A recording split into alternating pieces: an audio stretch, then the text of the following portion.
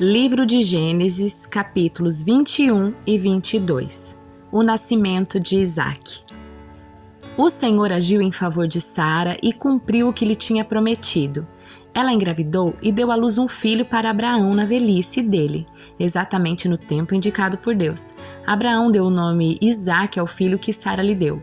No 8º dia, depois do nascimento de Isaque, Abraão o circuncidou, como Deus havia ordenado. Abraão tinha 100 anos quando Isaque nasceu. Sara declarou: Deus me fez sorrir. Todos que ficarem sabendo do que aconteceu vão rir comigo. E disse mais: quem diria a Abraão que sua mulher amamentaria um bebê? E, no entanto, em sua velhice, eu lhe dei um filho. Abraão expulsa Agar e Ismael. Quando Isaque cresceu e estava para ser desmamado, Abraão preparou uma grande festa para comemorar a ocasião. Sara, porém, viu Ismael, filho de Abraão e da serva egípcia Agar, caçoar do seu filho Isaque, e disse a Abraão: livre-se da escrava e do filho dela. Ele jamais será herdeiro junto com meu filho Isaque.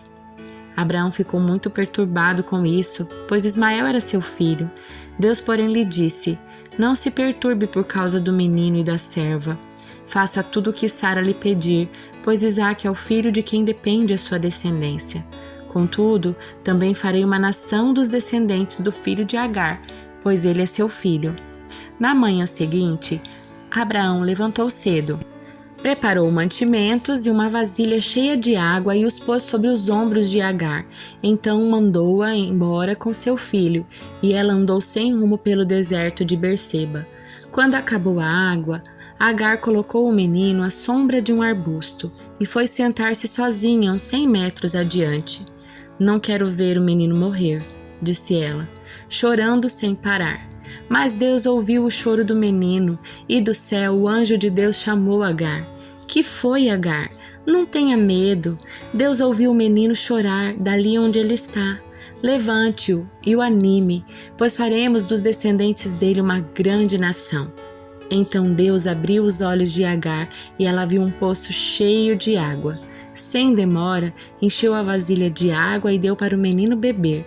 Deus estava com o menino enquanto ele crescia no deserto. Ismael se tornou flecheiro e se estabeleceu no deserto de Parã, e sua mãe conseguiu para ele uma esposa egípcia. A aliança de Abraão com Abimeleque. Por esse tempo, Abimeleque, acompanhado de Ficol, comandante do seu exército, foi visitar Abraão. É evidente que Deus está com você, ajudando-o em tudo o que faz, disse Abimeleque. Jure em nome de Deus que não enganará nem a mim, nem a meus filhos, nem a nenhum dos meus descendentes. Eu tenho sido leal a você, por isso jure que será leal a mim e a esta terra onde vive como estrangeiro. Abraão respondeu: eu juro. Contudo, Abraão reclamou com Abimeleque sobre um poço que os servos de Abimeleque lhe haviam tomado à força. Eu não sabia disso, respondeu Abimeleque. Não faço ideia de quem seja o responsável. Você nunca se queixou a esse respeito. Então, Abraão deu ovelhas e bois a Abimeleque e os dois fizeram um acordo. Quando Abraão também separou do rebanho mais 7 cordeirinhas, Abimeleque lhe perguntou: por que você separou estas 7 das demais? Abraão respondeu: por favor, aceite estas 7 cordeirinhas como testemunho de que eu cavei este poço. Por isso, Abraão chamou o lugar de Berseba, porque ali os dois fizeram o juramento. Depois de firmarem a aliança em Berseba, Abimeleque e Ficol, comandante do seu exército, voltaram para a terra dos filisteus. Abraão plantou uma tamargueira em Berseba e ali invocou o nome do Senhor, o Deus eterno. E Abraão morou na terra dos filisteus como estrangeiro por longo tempo. Deus prova Abraão. Algum tempo depois, Deus pôs à prova Abraão. Deus o chamou. Sim, respondeu Abraão, aqui estou. Deus disse: tome seu filho, seu único filho, Isaque, a quem você tanto ama, e vá à terra de Moriá. Lá, em um dos montes que eu lhe mostrarei, ofereça-o como holocausto. Na manhã seguinte, Abraão se levantou cedo e preparou seu jumento. Levou consigo 2 de seus servos e seu filho Isaque. cortou lenha para o fogo do holocausto e partiu para o lugar que Deus tinha indicado. No terceiro dia da viagem, Abraão levantou os olhos e viu o lugar de longe. "Fiquem aqui com o jumento", disse ele aos seus servos.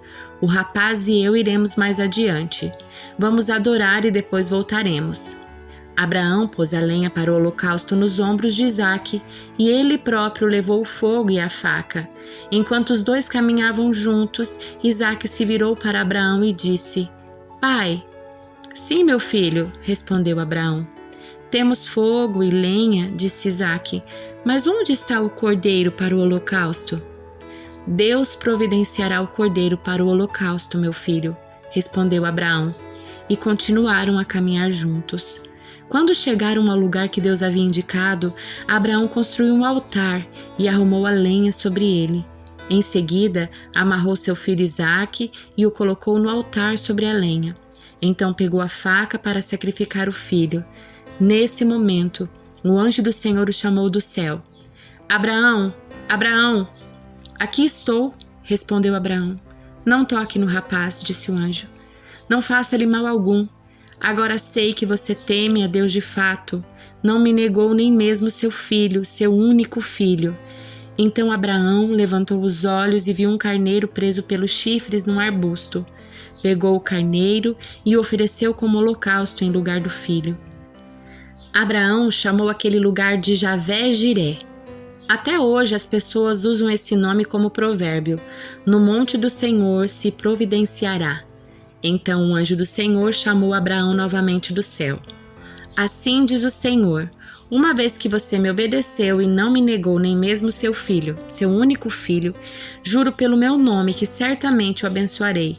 Multiplicarei grandemente seus descendentes, e eles serão como as estrelas do céu e a areia na beira do mar.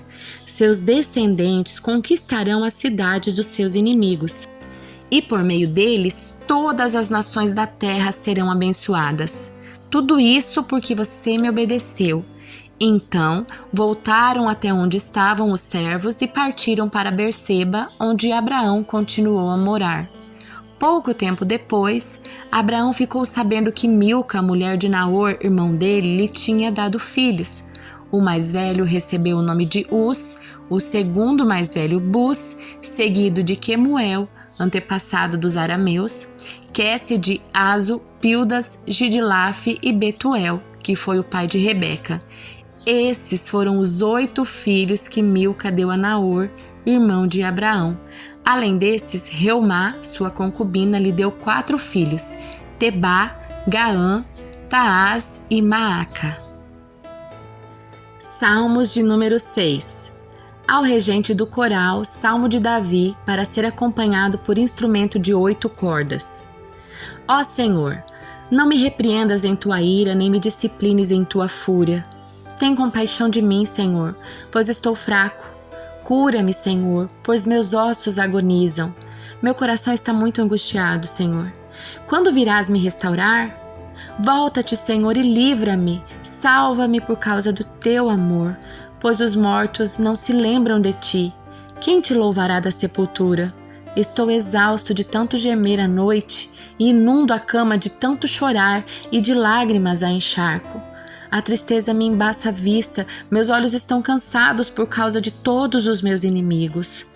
Afastem-se de mim, todos vocês que praticam o mal, pois o Senhor ouviu o meu pranto. O Senhor ouviu minha súplica, o Senhor responderá à minha oração.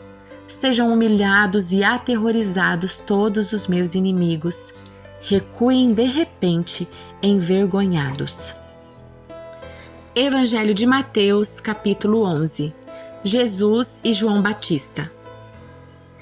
Quando Jesus terminou de dar essas instruções a seus 12 discípulos, saiu para ensinar e anunciar sua mensagem nas cidades da região. João Batista, que estava na prisão, soube de todas as coisas que o Cristo estava fazendo.